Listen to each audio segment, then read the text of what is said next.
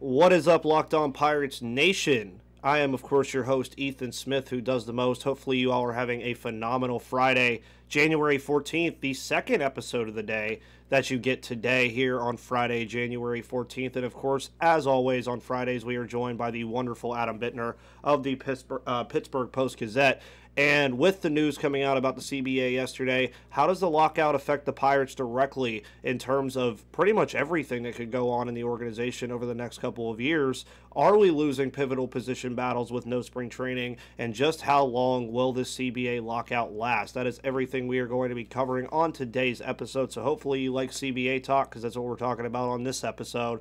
Thank you all for making Locked On Pirates your first listen of the day every single day on Apple Music, Spotify, Apple Podcasts, Google Play, Odyssey, and of course here on YouTube. You hit the 100 subscriber mark. Thank you guys so much for kicking off 22 with a bang. And with all that said, let's get this thing rolling with Adam Bittner.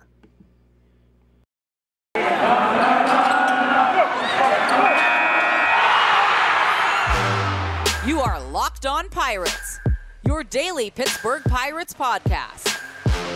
Part of the Locked On Podcast Network, your team every day.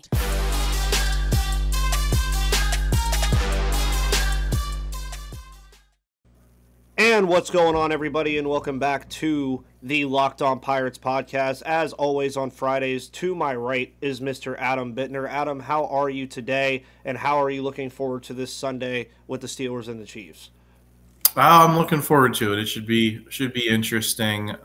It's an extra week of content at post-gazette.com, and so we're excited about that. We've been churning out a lot of stuff, so I guess I'll just get in the the shout out now for the brand. If you could check us out and consider subscribing, that'd be great, because we have lots of great Steelers stuff.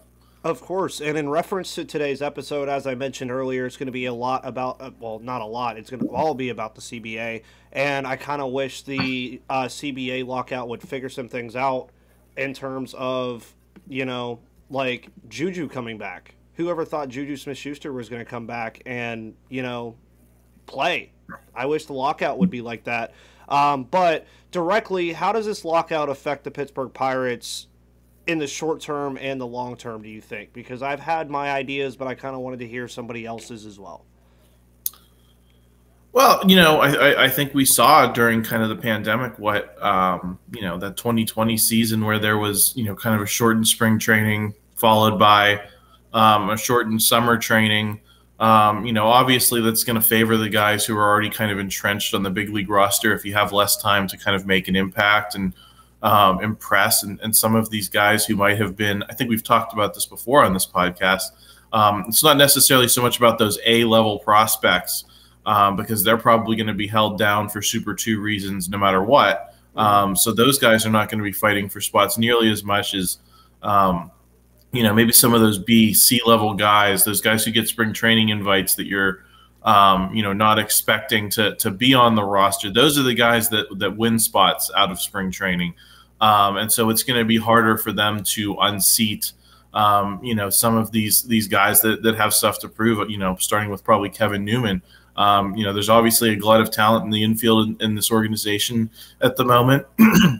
Is he the type of guy that could get unseated in a long spring training, compared to maybe a short summer training when you're spending less time ramping up? Those are the questions, I'd be asking now is what kind of guys who are on the fringes of the roster could be making impacts that may not be able to without, 30, 35 spring training games that these guys normally get to kind of make their case. Yeah, and that was one of the things I was going to bring up as well that I've been thinking about is there was the prospects that Kevin Newman could have been traded this offseason. Of course, that can't happen right now. And one of the things that I kept thinking about in my head was, well, if the season kind of, keeps going down this track of just not being played, those are valuable months for the Pirates too, because nobody's going to kid themselves here. I'm not going to kid you as the host of this podcast. The Pirates are still a rebuilding team. They're still figuring out what they are. They're still figuring out who they have. So there's trade pieces on this roster still. I mean, Kevin Newman is a trade piece. I hate to say this, but if they get a good enough deal for him, Dave Bittner is a trade piece. You have other options in the bullpen, always looking for bullpen arms, especially if the season gets shortened. Teams are going to be looking for bullpen arms all over the place. But it affects the Pirates directly in that scenario because, say you do want to trade Kevin Newman, teams only have a sample size of maybe a month and a half before the trade deadline, depending on how that would still work, versus seeing him all through spring training and then seeing him at the beginning of the year all the way up until the deadline. So that could affect the Pirates, I think, as well. Yeah, and you know, I think it probably matters less so for those guys who might be traded, especially like you mentioned, like Bittner. You know, I feel like he's kind of a known commodity. I don't think there's anything that's going to happen in spring training that's going to change anyone's opinion of him. You know, if I was, you know, I think we've talked about this before as well. You know, he's only been here for a year, and he still has a ton of control left. You know, is he someone that I don't think he's a guy that the Pirates have to trade right now. You know, maybe there's a good case to be made that you want to trade a fungible reliever at the top of his value when you're a rebuilding team. If it picks you up a prospect who makes an impact for a much longer period of time on better teams, then you know, that's a legitimate case to make. But the other side of it is, you know, okay, maybe he comes out and has a bad first couple of weeks in the middle of June if the lockout goes until then.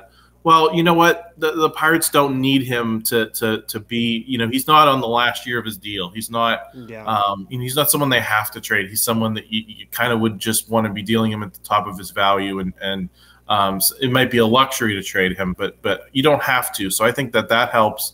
You know, and I think Kevin Newman probably falls in that category for different reasons too. Whatever you get for Kevin Newman is probably not going to be that great. It's not going to be an organization changing return. So that's why I kind of look more toward the minors, the development side, because a lot of development happens in spring training. That's the you know, it's the one time that excuse me, the prospects, you know, kind of get to be around the big league camp, and you know, that's the one time that the big league coaching staff gets to check those guys out in detail. You know, before they're, you know, called up if they're at the AAA level. So you're kind of losing that development time. And when you're a team like the Pirates, that's so much more important, you know, maybe than for other teams that have more veterans, because you want to have those guys get a chance to play and make their case. And they've already, you know, lost a year in 2020 of development. So, you know, if you take that and you combined it with, you know, a rough start to 22, you know, that's not great. I think the good thing is that it's only a major league lockout, so there are things teams can do to kind of get those guys in their buildings and get them working. But you know, there's still nothing quite like spring training. So for the Pirates, it would be, you know, an additional challenge in addition to losing 2020, a year you probably could have used for development purposes. Yeah, of course, and I agree 100%. And after this break from Built Bar, we are going to actually be talking about some of the individual players that could really take a hit from no spring training and those pivotal position battles. But as mentioned, Adam already knows that Built Bar is the best protein bar on the market. Built Bars are phenomenal. It's still time for New Year's resolutions if you want to make them. If yours is about getting fit or eating healthier, make sure you include Built Bar in your plan. Built Bar is the protein bar that tastes like a candy bar, maybe even better than one. Built Bar makes it easier to stick to your resolution because they taste good. You'll want to eat it, and unlike other protein bars which can be chalky or waxy, they don't taste like a chemical spill. Built Bars are covered in 100% real chocolate. Most Built Bars contain 130 calories, 4 grams of sugar and net carbs, and 17 grams of protein. Compare that to a standard candy bar, which actually and usually has around 240 calories, 30 grams of sugar, and dozens of net carbs. Even if you're not a big fan of working out, you can at least eat something that tastes good and is good for you. That way, when you enjoy a delicious Built Bar, you can almost count it as a workout. Go to BuiltBar.com right now, check out all the phenomenal flavors they have to offer, and use the promo code LOCK15 for 15% off of your next order of the best protein bars on the planet. Can't go wrong with them. And as we were mentioning before, about these position battles is I think, and I've mentioned this even around when the season ended, and I knew that the CBA lockout was potentially coming. I said, if it does not come and we do get spring training, this could quite literally be the most important spring training the Pirates have had in the last half decade. And a lot of people, I think, kind of took that out of context. They're like, what do you mean? Like, does that mean they're going to be contending? I'm like, no. But there's so many moving parts going on right now with how we always mention about the 9 middle infielders, 8 outfielders on the 40-man roster. You have to figure it out. You can't have that many guys on the 40-man roster trying. I mean, you can, but you really, out of those 9, you got to find 2 to start every day. Or you got to find a way to platoon it to where these guys all get playing time. The outfield, you have 3 spots for 8 guys. You got to figure all this stuff out. But who are some of the guys individually that you were looking at now that could be affected the most by no spring training with the CBA lockout? Well, yeah, I think maybe the better term for it is messy, right? This is the messiest spring training, and that, you know, I question whether some of these position battles are going to be things that we're talking about in 2-3 years when you're looking at this being a competing club. How many of these guys are still going to be around? You know, I think that's a valid question to ask. But I think in terms of who are going to have the seats at those tables, who's going to be the incumbent type of players, that's important because, like you said, there's kind of a glut of talent, or maybe, you know, not so talented guys that you know, it's kind of a sink or swim moment for them. And so in answer to the question, are we losing pivotal battles with no spring training? It's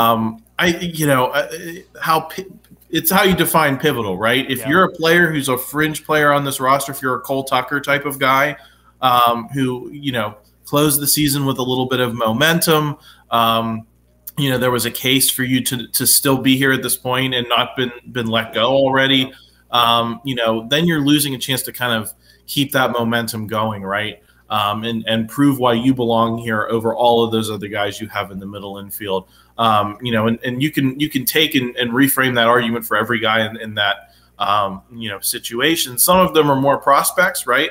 Some of them have spent more of their time in the minors than say a Cole Tucker has. So they're probably in a little bit less danger unless the Pirates just don't think that they're going to turn out and they don't want to take up a 40-man space, you know, with one of those guys. So, yeah, I think that's kind of what you're looking at is, you know, who's going to be roster chum and who's going to end up, you know, in an organization. And who knows, you might have, you know, one of these guys go out and become a star with another team because the Pirates just don't have room for them. So, a star is probably a strong word, but you know, make an impact, be a solid player for a team. We're used to it.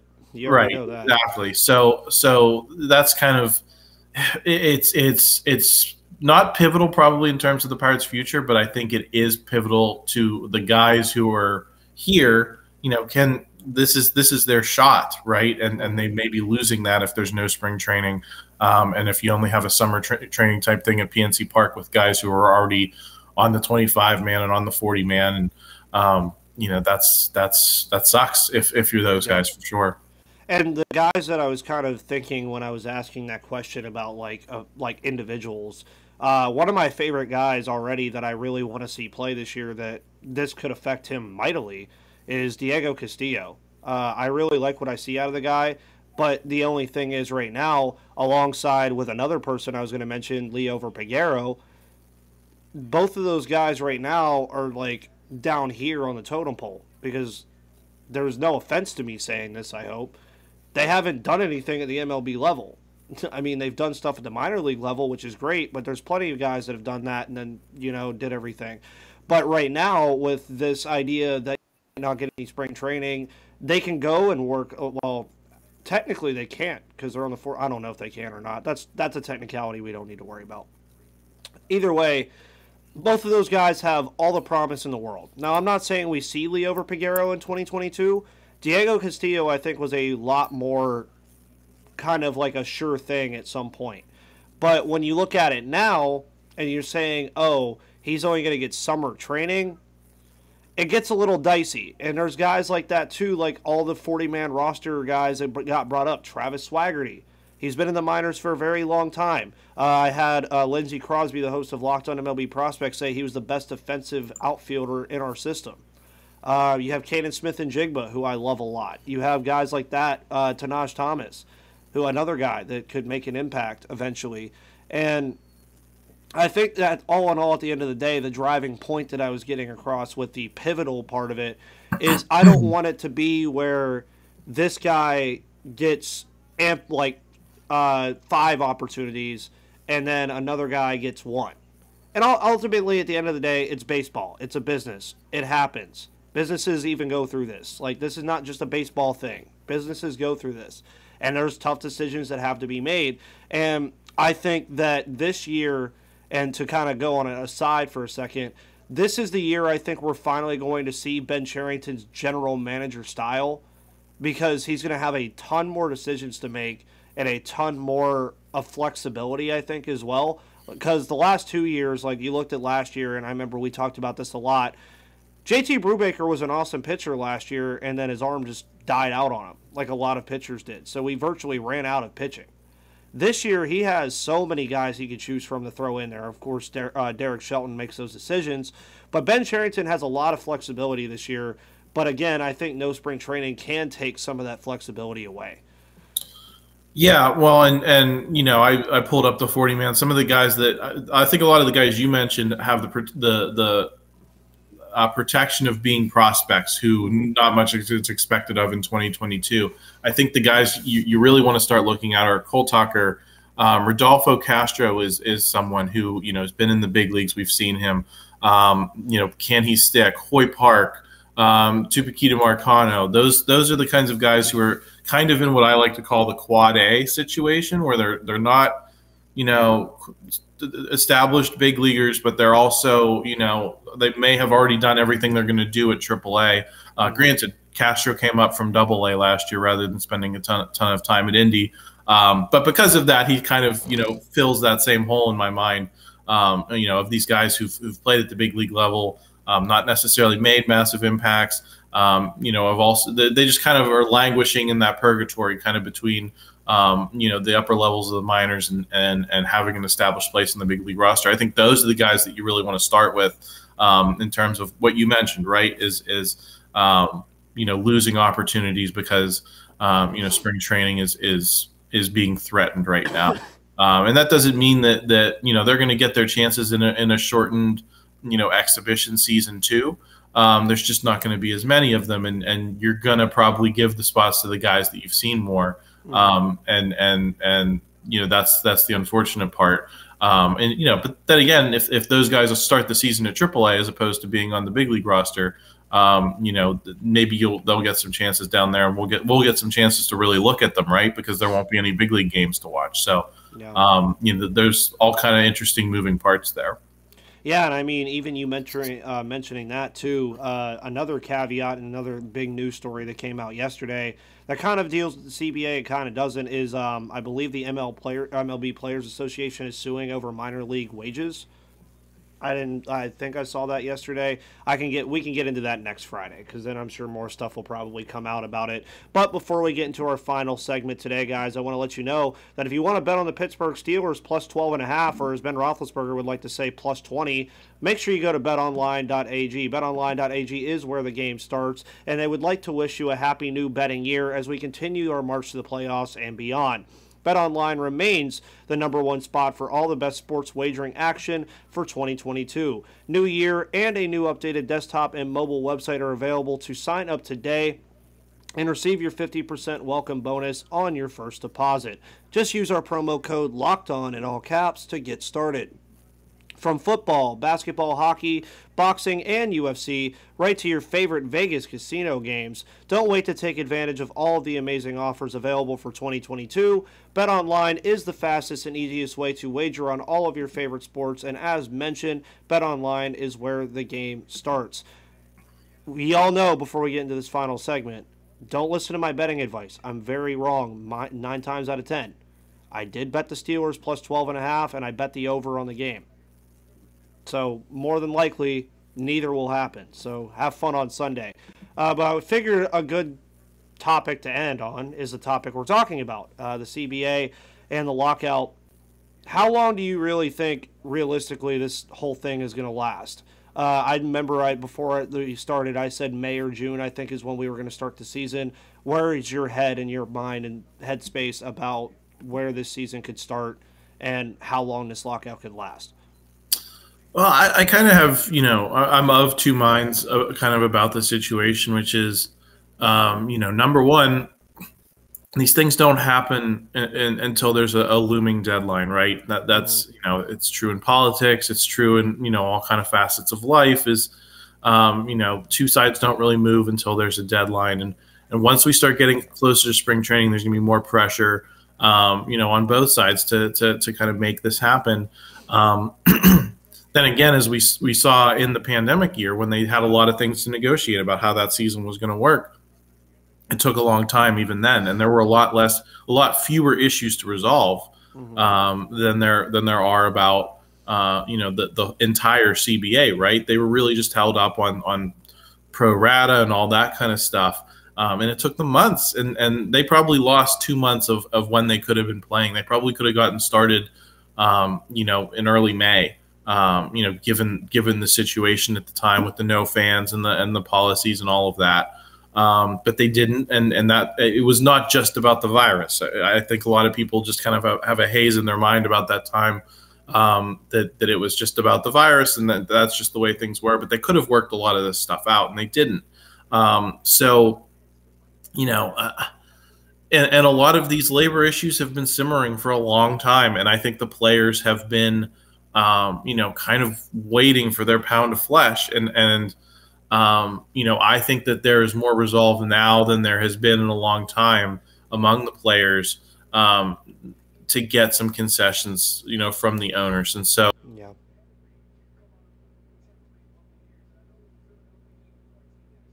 The season, if we're being honest, it's a bad situation. And, I wouldn't rule anything out at this point. If I had to guess, I think I'd line up somewhere with you. If I had to make a pick, I think it'll probably be somewhere in the middle of the season. But I would not be surprised to see, all of 2022 go by the wayside. Yeah, and I mean, again, that's kind of the scary part. Is I think people at this point, and fans, podcast hosts, journalists, media, whatever you call it, either way would not be surprised at this point. It would not be surprising to me if they just woke up tomorrow and resolved all this and we started the season normally. Would I love that? Of course. I want to watch a full season of baseball again. But on the flip side of the coin, I wouldn't be surprised if they tried to start in August. I wouldn't be surprised if we got a 40-game season started in August through September, and then they did the playoffs just to make some money. It would not surprise me at all. And as you mentioned before, too, I don't think it would surprise me at all if we don't get baseball, period. And I hate that. And it's the last thing that baseball needs. I mean, for instance here, I look into, what is it called? Ratings and viewer ratings and everything for massive sports events. So I'm a big UGA fan. Shouts out to all the UGA fans that might also listen to this for whatever reason. They won the national championship against Alabama the other night. I'm sure you watched and everything. The game was in Indianapolis. And all I kept seeing all through Twitter was nobody cares, nobody cares, nobody cares. It's just two SEC teams. It's the same thing every year. Then the ratings come out the next day, and it was the most viewed college football playoff game of all time. Over the 7 years that this game, or the CFP has been in like that format.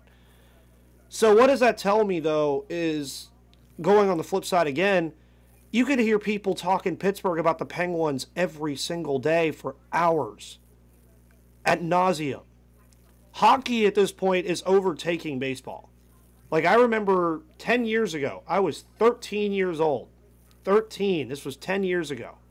Baseball was probably the second most popular sport in America, behind football.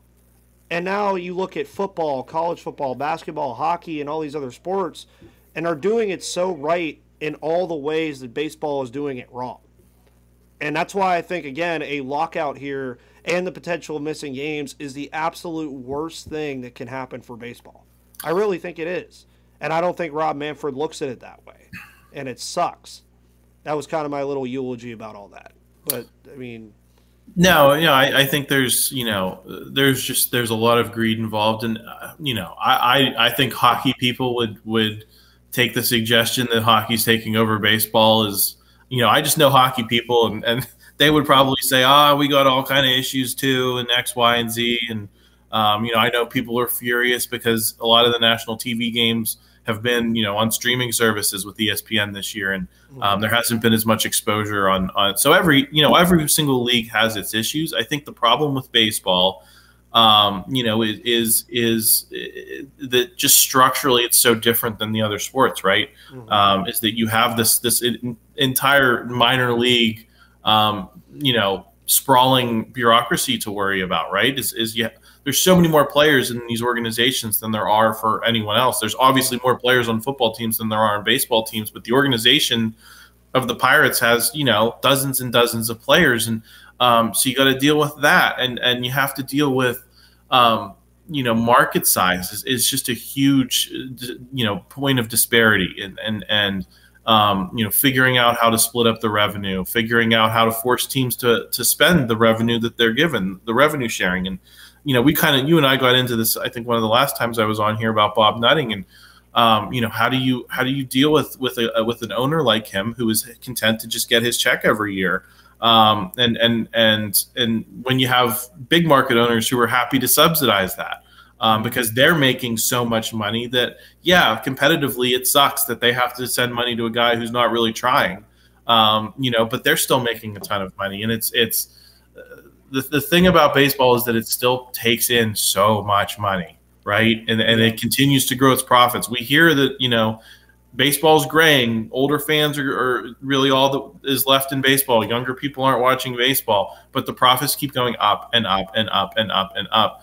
And you have that pressure going against this kind of old-timey setup, right? And the notion of, these players don't get to go to free agency sometimes for 7 years, which for most guys is going to be their entire career.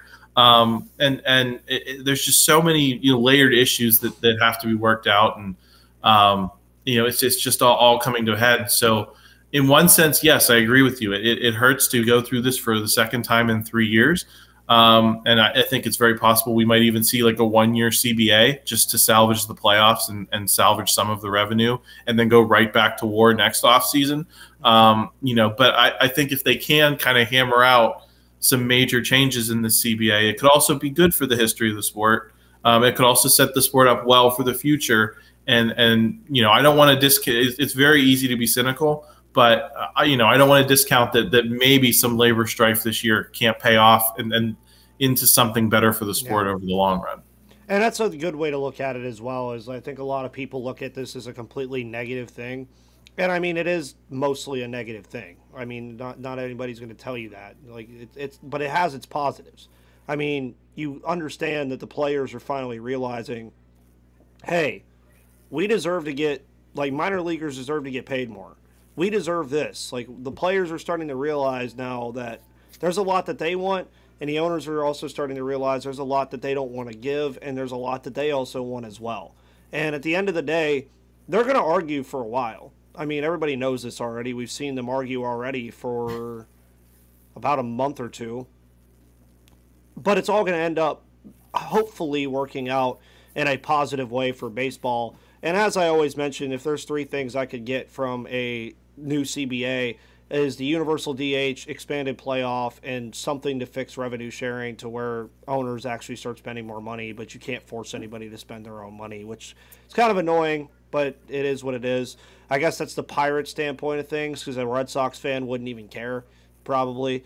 But either way, CBA talk is fun, but at some point, me and Adam would be sitting here for 3 hours talking about this. So we're going to cap off today's episode, of course, with Adam letting you know everything he is up to, letting you guys know everything I am up to, and then sending you on your way on this wonderful Friday. Yeah, like I said, post-gazette.com, all the Steelers coverage this week. Our Pirates guy, Jason Mackey's been helping out. Mike Persak's been helping out. It's kind of full speed ahead with all of that for the entire department. So make sure you check those 2 guys out. Check out Jerry Dulac, Brian Bacco, Ray Fittipaldo, all 3 of our beat writers. Obviously our columnists, Paul Zeiss, Joe Starkey, Ron Cook, and Gene Collier. And of course me, I'll be on the website, posting everything that's interesting live during the game, and, getting some thoughts out after. So we'll have lots of good stuff coming. Please consider subscribing because your subscriptions help us do the journalism we love to do. Of course, and get your coffee ready, too, because if it's anything like the Chargers-Raiders game last weekend, we're going to need it. But you guys already know you can follow me on Twitter at MVP_Ethan. You can follow Adam on Twitter at FujiMaster24. That is with a I, not a Y. Yes, I've had people ask before. You can also follow this podcast on Locked On Pirates on Twitter as well. Follow on Apple Podcasts, Google Play, Odyssey, and Spotify. Also, make sure you subscribe on YouTube where you can come see me and Adam's wonderful faces every Friday. Of course, I will see you guys again on Monday with Gary Morgan talking about whatever is going on in the world of the Pittsburgh Pirates in the middle of January. What could be better, Adam? Talking about Pittsburgh Pirates baseball in the middle of a lockout in the middle of January. I can't think of anything better, guys. But thank you all for listening as always. Adam, thank you for coming on as you always do every Friday. And until then, guys, I will see you on the flip side.